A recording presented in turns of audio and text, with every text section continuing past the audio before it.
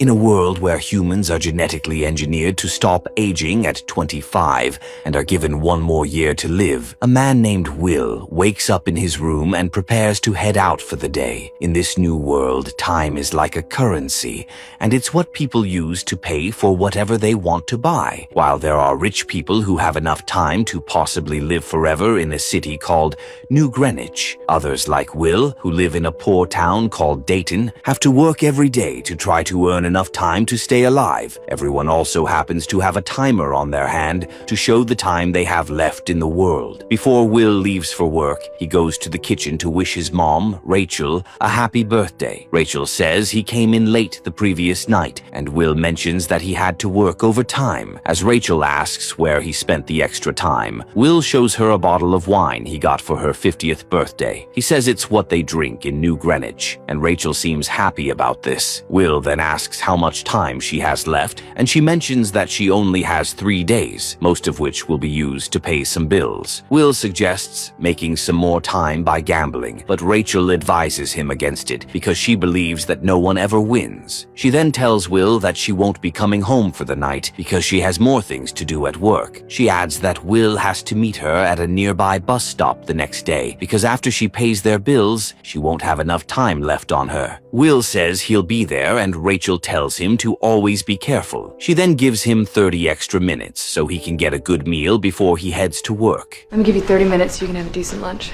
After Will leaves the house, a girl named Maya begs him for some time because she has some bills to pay. Will then gives her 5 minutes from his time, and Maya looks happy about this. Shortly after, Will heads to a coffee shop with his friend, Borrell. As they see that there has been an increase in the price of coffee, they complain about this, but the seller doesn't seem bothered. After they get their cups of coffee, they see some men gambling with their time, and Borrell mentions that if Will were anything like his dad, they wouldn't have to worry much about the time they have. Will then says that he doesn't gamble or fight, and as they get to work, they see someone whose time has run out and is now dead. Will feels sorry for the person, but he eventually heads into the factory to begin his task for the day. Much later, he closes from work, but as he collects his time for the day, he notices that he didn't get paid well. Will complains about this, but the accountant tells him that he won't get more time because he didn't meet his quota for the day. Will seems pissed because they keep increasing the quota every day, but he just heads out of the building. Shortly after, Will goes to a club to meet Borrell and inform him that his wife is looking for him. Borrell appears to be drunk, and he tells Will about a man named Henry who has been buying drinks for everyone at the bar because he has a century. Will realizes that Henry is not from Dayton, and he suddenly notices someone staring at the rich man. Will believes Henry is in danger, and he goes to warn him to leave before someone tries to kill him to get his time. Somebody's gonna clean that clock.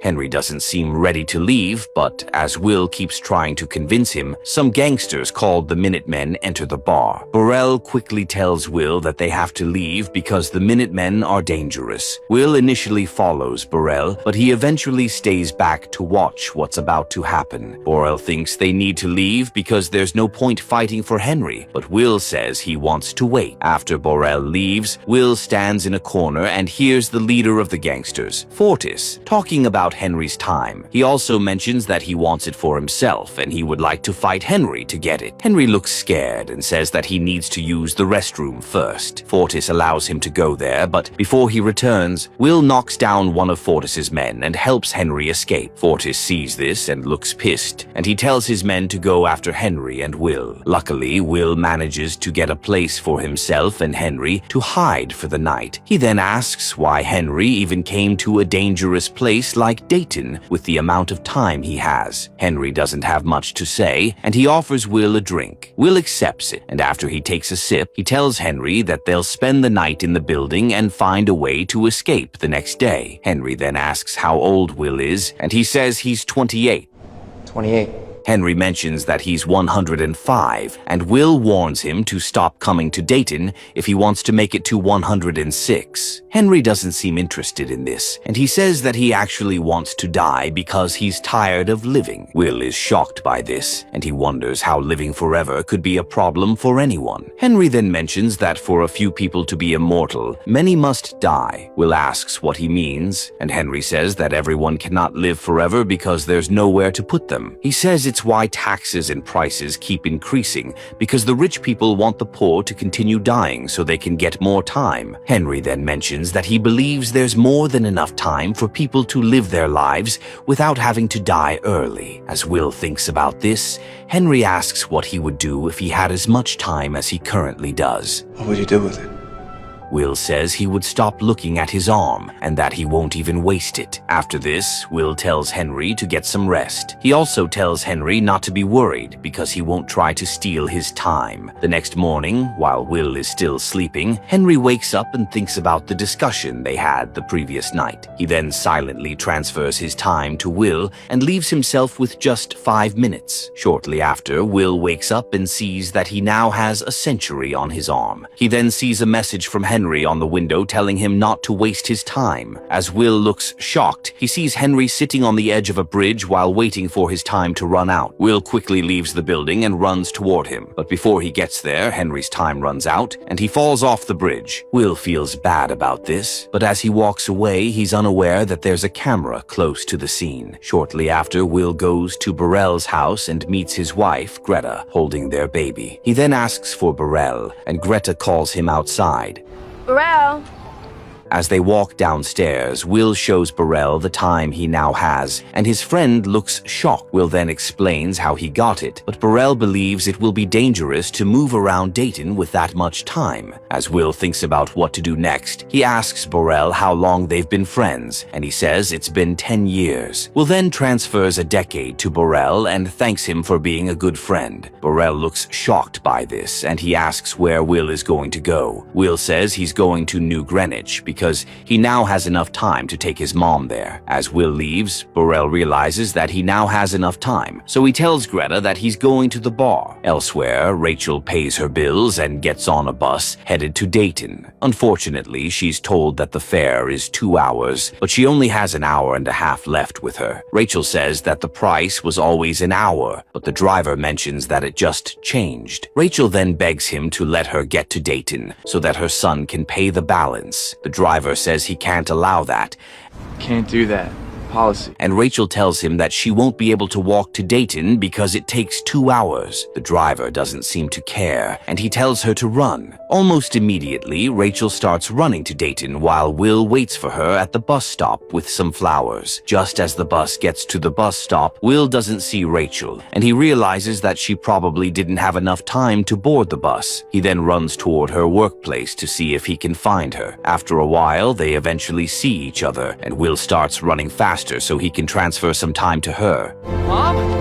Unfortunately, he doesn't get to her in time, and Rachel dies. Will is devastated by this, but there's nothing he can do to revive her. The next day, Will boards a taxi to New Greenwich. On the way, Will pays up to a year's worth of time to cross time zones. After a while, the driver asks what Will is doing in New Greenwich, and he says that he's there to make the rich people pay for his mom's death. The driver eventually drops him off, and Will runs toward a hotel. A girl named Sylvia sees him just as she's about to enter her car, and she seems attracted to him. Meanwhile, Will enters the hotel and books a suite for himself. Elsewhere, the cops, otherwise known as timekeepers, recover Henry's body in Dayton. As they wonder what happened to him because he previously had a century on him, a senior timekeeper named Raymond tells his junior colleagues, Yeager and Course, that they just need to follow the time to figure out who killed Henry. What we always do.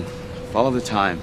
After a while, they get to their agency and find footage which shows that Will was at the scene just after Henry died. Core says there's no angle to show how Henry died, but Raymond doesn't think it matters much. He then mentions that since there's no sign that the century has been in circulation in Dayton, it's quite clear that Will has already left town. Back in New Greenwich, Will goes to the hotel's restaurant to get some food. While he's eating, Sylvia happens to be at the hotel, and she keeps staring at him. him. Almost immediately, a waitress comes over to meet Will to pay for his meal, and he gives her some spare time as a tip. She then asks if he's new in town, but Will looks confused. The lady says she only asked that because Will does things a little too fast, unlike the other citizens. Will then asks where the casino is, and the lady directs him there. As he gets there, he sits at a poker table with a businessman named Philippe, who seems curious about who Will is. Will jokes that he's just gambling his inheritance. You could say I'm gambling my inheritance.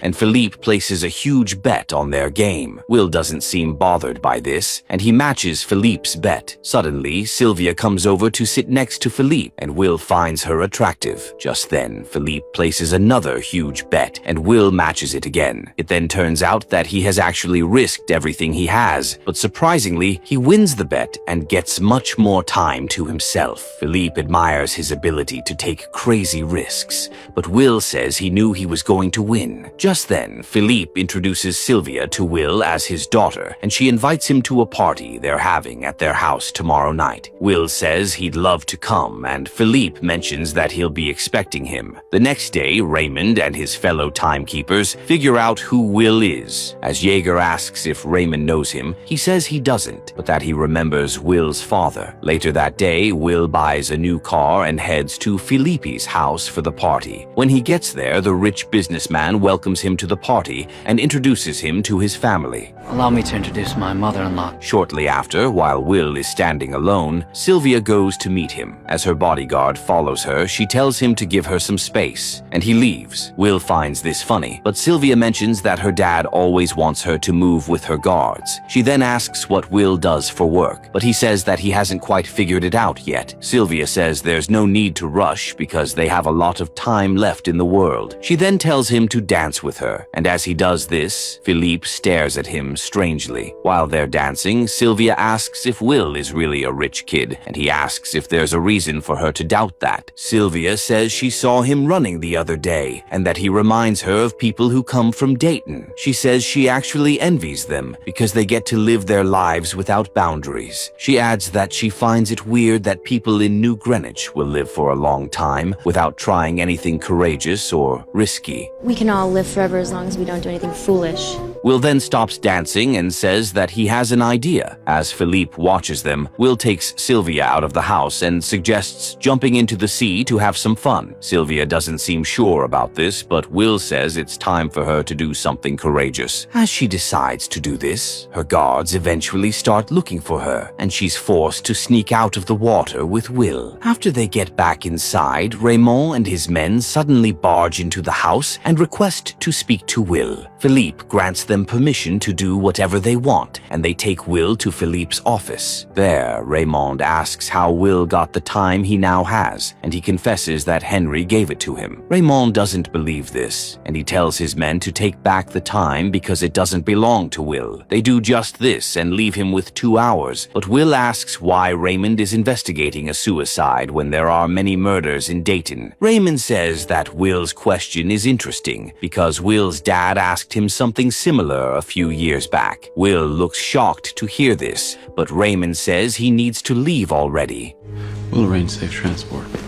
As Raymond heads out of the room, Will fights the other timekeepers and grabs Sylvia so that no one will be able to shoot him. He then leaves the house with her and drives away. Sylvia looks scared and tells him to take her back, but he refuses to do this. Raymond and the other timekeepers chase Will, but he manages to escape after getting the road blocked. As he stops the car, he sees that he doesn't have enough time anymore, so he begs Sylvia to give him some. Sylvia refuses to do this because she doesn't trust him, and she also insults him because she believes he lied to her about his wealth. As she tells him to take her home, he says he can't because she's the reason he's still alive. The next morning, they head back to Dayton, but the Minutemen set a trap for Will's car. This causes a serious accident, and they both pass out. Fortis and his men then check Will's arm and realize that he has lost the time they believe he stole from Henry. He's done in minutes. As they see that Sylvia still has a decade, Fortis steals most of it and leaves her with just 30 minutes. After the Minutemen leave, Will and Sylvia regain consciousness. Sylvia realizes that she has been robbed, and Will says it must have been the Minutemen. Sylvia then begs him to help her because she has only half an hour left. Will says he can't believe she now wants his help, but he still shares some time with her. As they leave the scene, Raymond gets there and sees Will's damaged car. He and the other timekeepers then realize that Will has gone back to Dayton. As Yeager asks if they should go after him, Raymond says there's no need because Will is going to come to them soon. Elsewhere, Will goes to Burrell's house to try to get him to share some of his time, but he meets Greta instead. As he asks for Burrell, Greta mentions that her husband drank himself to death after Will gave him a decade. Greta believes Will is at fault for what happened, and she tells him to leave. As Will wonders what he'll do next, he sees Sylvia's diamond earrings and decides to trade them at a nearby shop to get some time. I'll give you 2 days for them. They're diamonds. After they get 2 days, Will calls Philippe and tells him to give the phone to Raymond. As he does this, Will tells Raymond that he wants 1,000 years transferred to the timelines in Dayton before he can let Sylvia go. Will says he wants it done by sunrise, but Raymond tells him not to make the same mistake as his father. Will doesn't seem to care, and he ends the call. As Raymond tells Philippe what Will wants, his wife convinces him to send the time, but he refuses to do this because he doesn't want to enrich the poor people in Dayton. Shortly after, Will takes Sylvia to his house and tells her to change her clothes. After she does this, she asks about his family, and he mentions that his mom recently died. He adds that Sylvia is currently wearing her dress. Sylvia feels sorry for him, and she asks about his dad. What about your father? Will says he died fighting with his time, and that even though he was never the strongest, he always knew how to win. Sylvia asks what he means, and Will shows her his dad's trick of waiting for his opponents to stare at his arm before flipping theirs to win the battle. Sylvia then asks how he died, and Will says he believes his dad was killed because he gave up the time he won. The next morning, Will realizes that Philippe didn't send the ransom, and Sylvia looks disappointed. Will then says he'll let her go home because there's nothing else he can do. As he takes her to a payphone where she can call her dad, Sylvia suggests helping him avoid arrest by getting Philippe to make a deal with the timekeepers. Will says he doesn't think Raymond will want to make a deal, and he gives her a gun to protect herself just in case anyone tries to hurt her before she leaves. He then sits across the road to watch her while she calls Philippe. As he picks up the phone, she sounds pissed and shouts at him for not paying the ransom, even though her life was in danger. Suddenly, Raymond gets to the scene and nearly shoots Will, but Sylvia sees him. As she tries to warn Will, she accidentally shoots Raymond, and he falls to the ground. Will then checks Raymond's arm and sees that he doesn't have a lot of time on him. Raymond says it's how timekeepers live because they don't want anyone to steal from them. Will then shares some time with Raymond and tells him to think of it as a gift. After this, Will and Sylvia leave the scene with Raymond's car. Sylvia doesn't seem to understand why Will gave Raymond some more time, but he says that timekeepers live day to day, and he only wanted to help the senior timekeeper before he's rescued by his colleagues. Meanwhile, Yeager picks up Raymond in Dayton and says that he thought his colleague would have run out of time. As Yeager then looks at Raymond's arm, he sees that Raymond still has more time, and this leaves him confused. After a while, Will and Sylvia decide to ditch Raymond's car, and they get a new one by stealing from a taxi driver and his passenger. I'm gonna leave you with what I've had most every day of my life. Much later, Will and Sylvia become fugitives, and they're tagged as criminals on the news. Back in New Greenwich, Raymond goes to meet Philippe to inform him that his daughter doesn't want to be rescued. Philippe believes that Will is influencing her, but Raymond doesn't seem to care. As Philippe tries to bribe him, Raymond rejects it and says that he has issued a warrant for Sylvia's arrest. He adds that if Philippe tries to help his daughter, he'll be arrested. Elsewhere, Will teaches Sylvia how to shoot, and she asks him if he's serious about sharing time with the people in Dayton when he gets enough for himself. Will says he is, and Sylvia mentions that she can help him get all the time he wants. Shortly after, they break into one of Philippe's time-lending companies. They then steal a couple of time capsules, and when they're done, they encourage the people inside the building to steal some for themselves. So help yourselves and take a day. Take a month. After this, Will distributes the time time capsules around Dayton, and Greta and Maya happen to be among the recipients. Meanwhile, Raymond doesn't seem to understand why Will is distributing time to people in Dayton, because it would only allow thieves to thrive. He then tells his colleagues that they need to find Will and Sylvia. Elsewhere, Philippe watches the news and sees that the timekeepers are willing to reward anyone who catches Will and Sylvia. As he complains about what Sylvia is doing despite everything he gave her, his wife says that he was suffocating their daughter, and that's why she probably left. Later that night, Raymond and his men find where Will and Sylvia are staying. As Will figures out that Raymond is coming for them, he escapes with Sylvia. Raymond still goes after them, but they eventually get away without being caught. The next day, Will and Sylvia find a new hotel to stay in, and they book all the rooms so that no one else will come to the place. Can we rely on the discretion of your staff? Someone sees them going up to their room, but he eventually leaves after he's told that there are no available rooms. That night, Fortis and his men start interrogating people in the area to ask where Will is hiding. As an innocent person gets killed, the man who saw Will and Sylvia earlier agrees to confess. He then says that he wants a share of the reward for catching them, and Fortis assures him that he'll get it. Later on, Sylvia thinks about her experience in Dayton so far, and Will asks if she regrets everything they've done. Sylvia says she doesn't regret anything because she believes that Will saved her from living a boring life. After a while, Fortis and his men break into the room to catch them. Will is unable to do anything, and Fortis says he's there to restore order in Dayton because Will has gone too far. He then offers to give Will a fighting chance by gambling with the time he has. I think you deserve a fighting chance. As they start the arm wrestling contest, Will uses his dad's trick and kills Fortis' men before watching Fortis' time run out. After Fortis dies, Will and Sylvia leave the hotel to find another place to hide. A few minutes later, Raymond gets to the hotel and sees the dead bodies of Fortis and his men. Raymond believes Will is just taking so much time from people, but Yeager believes he's also doing some good by giving the time away. As he mentions that Raymond benefited from it, the senior timekeeper sounds pissed and says that he'll continue to do his job. Elsewhere, Will realizes that there's nowhere else they can run to, and he tells Sylvia that it's time to give up. He says that the time they've been stealing doesn't really matter because it can't hurt the system. Sylvia asks how much time he needs, and he says that only 1,000,000 years would hurt the leaders in New Greenwich. Sylvia believes they can't give up yet, and she says that she knows how to get 1,000,000 years. The next day, they head to Philippe's office, and Sylvia distracts her dad I want to surrender.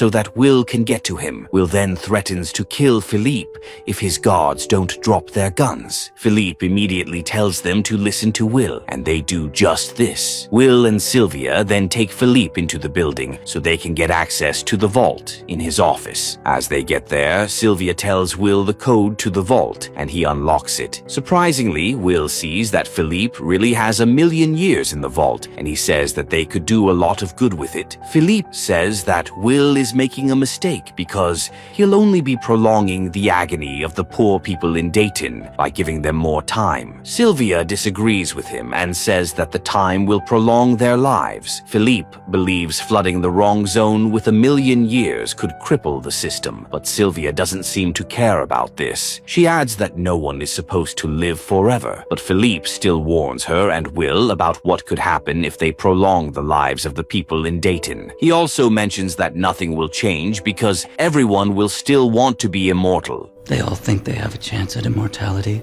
As he says that many must die for a few people to be immortal, Will gets pissed, but he eventually controls himself and tells Philippe that no one should be immortal, even if one person has to die. After they leave, Raymond gets an update that someone has just stolen 1,000,000 years from New Greenwich. Raymond immediately leaves the agency to look for Will and Sylvia, while Yeager and Kors stay back. As Raymond spots them, he forgets to fill up his time, and he calls someone at the agency to get more men out on the road. He also orders the timekeepers to shoot Will and Sylvia on sight. After a while, Will and Sylvia see that the road to Dayton has been blocked by timekeepers. Will doesn't seem bothered by this, and he just drives past them. Raymond still follows them, and he eventually hits their car just as they reach Dayton. Almost immediately, Will gives Maya the capsule containing 1,000,000 years, and she looks shocked. He then tells her to give it to the man running the timelines in Dayton so he can distribute it to the citizens. As Maya runs away, Raymond nearly catches Will and Sylvia. Lost a lot of time, Mr. Leon. But the timelines get opened, and this gets the road crowded with people. Will and Sylvia are able to escape, but Raymond eventually catches up to them. As Raymond threatens to shoot them, Will says he has just figured out that the senior timekeeper used to live in Dayton. Raymond says it was a long time ago and that he found a way to escape. Will realizes that he doesn't want anyone else to get out, and Raymond says that it's the way things have to be. As he mentions that he'll continue to do his job, Will asks for the time he borrowed Raymond earlier because he won't be able to survive long enough to get to New Greenwich for his and Sylvia's execution. Almost immediately, Raymond realizes that he didn't refill his time, and as he checks his arm, he sees that he only has a few seconds left to live. After he dies, Will and Sylvia start panicking because they also have a few seconds left. One of us can make it. Take mine. Suddenly, Will spots Raymond's car nearby, and he runs toward it to take Raymond's spare time. After he gets it, he runs back just in time to share some of it with Sylvia. Elsewhere, one of Philippe's agents tells him to do something about what's happening, but he says that there's nothing else he can do. Shortly after, it is announced on the news that citizens in Dayton now have enough time on their arms. They also skip work and head toward New Greenwich to start new lives. Meanwhile, one of the agents at the timekeeping agency asks Yeager what he wants them to do, but he tells her to go home. He then drops his gun and leaves the building. Much later, Will and Sylvia still happen to be fugitives in New Greenwich, but this doesn't stop them from robbing another big bank in the city. Told you there were bigger banks. After losing his mom when she ran out of time, Will heads to New Greenwich to take revenge on the rich people who don't want the poor to survive. Unfortunately, he becomes a target for the timekeepers, but he manages to escape with Sylvia. Even though Sylvia didn't initially trust him, she eventually helps him when she realizes what he's fighting for. Following this, Will takes down the Minutemen and steals enough time for everyone in Dayton. In this story, we learn that change starts when ordinary people refuse to accept an unfair system.